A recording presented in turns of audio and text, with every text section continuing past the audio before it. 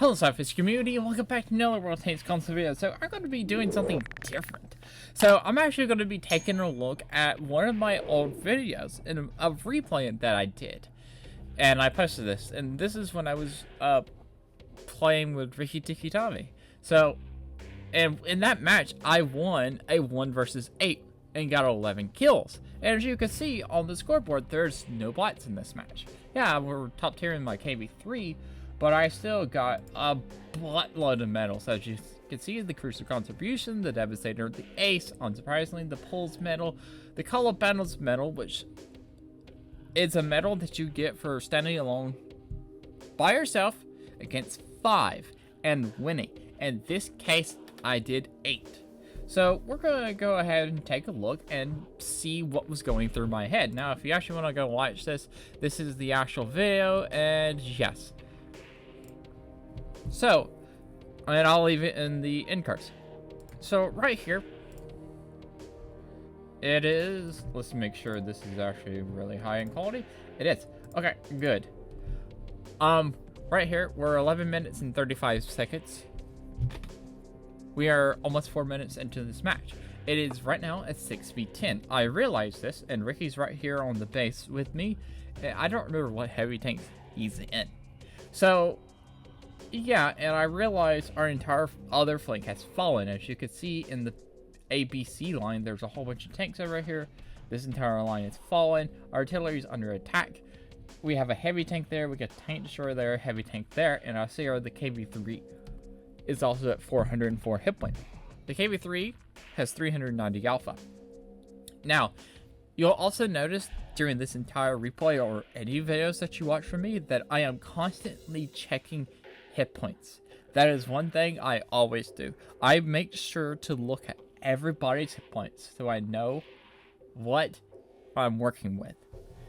Okay, so I'm actually going to turn this down. You're not going to be able to hear it. I am, to see if I'm actually talking about it. Right now, at this process of the match, I'm falling back because I don't want our base to be capped. And this has been a while, so okay. So I'm falling back. I'm leaving Ricky there, and as you can see, I was checking the hit points. And there's a Stuki over there. Base is going at 6v9. And by the time I actually get over to the base, it is 2v8. Our artillery goes down. Our artillery goes down. I'm in a 1v8. The M44 killed it. So what do we have to work with? We got 4 heavy tanks. There's a heavy right here. And I want to take this one out as fast as I possibly can. Definitely the closest one to me, and I'm going to. We got 4 heavies, a light tank, a tank destroyer, and the 2 artillery. It is very likely that the 2 artillery is sitting right here, still in their base somewhere. So I need to be hugging a rock that will not get me shot. Now, okay, let's see how this base goes. So I see the KB1's on 10 hit points, and I even say like this is where it starts, the 1v8. And I'm gonna take my time because this kill is very, very important. Because if this kill did not happen, I possibly could have not got a 1v8 win. Now, so I'm gonna take my time, lead my shot, and kill this KB1. Boom, he's dead. It's 1v7. Now what's going through my mind is I'm spotted. I'm more than likely spotted. So I'm going to hug this ridgeline right here. What does this ridgeline do? This ridgeline protects me against the artillery. Now I actually pull off the map, and since I wasn't paying attention now, I'm looking at when I pulled up the map, I am looking at the artillery is what they have. So what do we have to fight against? We have a SU-85, a KB-1S, the Churchill 1, the 2 M44s. Now this is before RD 2.0. So what do I know about the M44s? Very dangerous artillery, very fast at reloading, very good at heat penetration. It's like really high heat penetration, hits hard, can keep you on track, and there's 2 of them. And the KB3 is down to 404 hit points the last time I've seen it. And they also have an LTG, which the LTG is going to be my target. So LTG, the KV... Okay, so let's prioritize these right quick. What's going through my mind when I pulled this map up. KV3, not really going to be too much a problem. I am full health in my KV3. It's down to 404 hit points. More likely has to do 2 shots to the KV3. The artilleries, I'm going to take them out of play, but not kill them. And I'm going to hug this ridgeline. So that means the Churchill, the KV-1S, the A85, I don't really have to worry about those. They are low tier tanks. They are bottom tier, they're tier 5, I'm still full health. And this is before the low tiers got hit point buffs. So more likely I could one-shot all of them, or just two-shot them. And I have the armor to stand against them. The most dangerous tank in this list is that LTG. Because the KV-3 has terrible view range. KV-3 has absolutely terrible view range. And if I get caught out in the open or anything like that, and there's a whole bunch of tanks coming at me, the LTG is priority number 1. But guess what? Guess what goes really nicely for me? Now, I'm going right here, like I said, to not get shot by the M44s. And I really want to run this way. I'm pretty sure I was thinking I want to go this way, go down the middle, and see if I could spot any of the artilleries. And I get spotted. My eyes probably go immediately to this light tank. I'll probably see my turret go left. Yeah. And it's the LTG. Now, killing the LTG... Now, the LTG getting spotted right here is amazing for me. And the LTG... All shots need to penetrate... The faster I can take LTG out, the better. Now, I'm not really worrying about the artillery because I am hugging a ridgeline, and if they do actually manage to hit me, then I'll understand that I need to move. I need to find a different rock, or maybe go deeper in town so they can't hit me. But my first priority, even if other tanks show up, I may lock my gun and look around and look at the hit points of them, but this tank, this LTG, is priority number 1 because it's got the view range, it's same tier, it's fast, it's got great concealment, and it's definitely priority number 1. So I'm going to aim these shots. I missed that shot. Now I'm going to actually have very bad luck against this LTG. LTG is going to start aiming, and also keep in mind, I do manage to get penetrated. Now keep in mind, I am going to angle my armor to the LTG.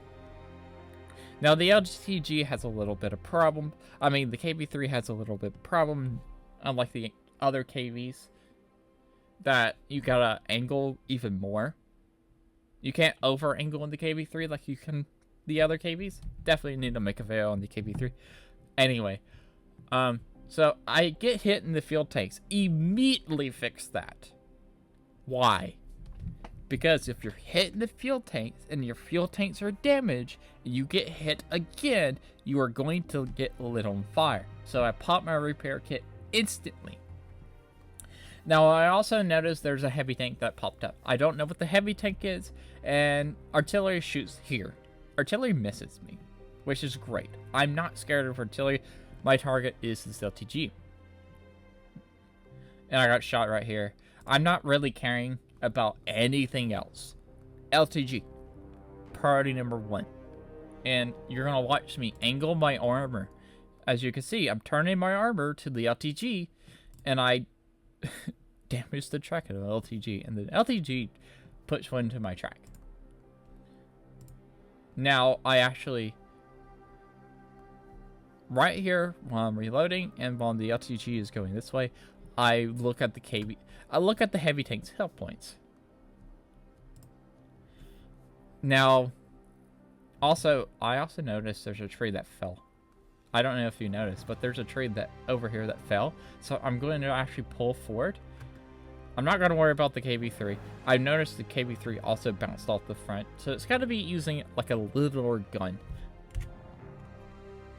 Let's see if it actually has less hit points. Yes, it did. It did. And I noticed that at the beginning. Well, the KB3 has littler hit points. It has 1,300 hit points, which means it's not fully upgraded, so it's more likely not having the amazing gun that the fully upgraded gun is. So it was bouncing off my side and back of my tank and the front of my tank, so I'm not really worried about it. It's a one hit, one shot. So I'm just going to pull up in front because I don't know what the heck this tank is. It's definitely one of the lower tier tanks. But yeah, it bounces there. I'm going to pull up. I'm going to actually knock out the KB3 since everything else is hidden. And another heavy tank pops up. SU-85, look at the hit points. Notice the one shot, but the LTG is still up. And right here, I'm looking over here to look at the hit points. I've seen the Churchill's hit points, and I don't know the other hit points. Artillery lands, and I am noticing, I'm focusing this LTG down. And I'm also keeping my armor angled to these heavy tanks. I'm doing a whole bunch of micromanaging of looking at hit points. Making sure I'm staying close to this rock as I possibly can. Angling to all different tanks. And keeping my eye on this LTG. And keeping my gun on this LTG. And making sure I hit these shots. Now, I don't know what this SU-85 does right here. Now, I take out the LTG. I don't take out the SU-85 because it doesn't have a turret. It's a tier 5. LTG's more dangerous. Now, right here, I'm going to... SU-85 I'm not really worrying about. I'm going to look at the hit points of the other tanks. Notice I can't one-shot them. And I'm also falling back. Also notice I am a little bit too far away from the ridgeline, but I'm going to kill the SU-85. And boom. Not worrying about these two tanks. Churchill 1 is on 439, and KB1S is 414. And notice I got closer to this rock because I noticed I was too far away. And now I'm trying to feather for the shot on the Churchills, on the two heavy tanks. Notice I'm not really getting targeted by artillery, even though I'm the last tank, because I'm in position. I position myself by playing artillery and knowing how artillery works. It plays. I know where to sit. I know how fast they fire. I know these two M44s fire really, really fast, and they hit hard. They fire heat rounds. Even still now. Now I'm gonna... Now, I should be side scraping here, but they're tier 5s. I don't really need to side scrape against these tier 5s. If I get hit, it's fine. But I don't really think they're gonna pin me.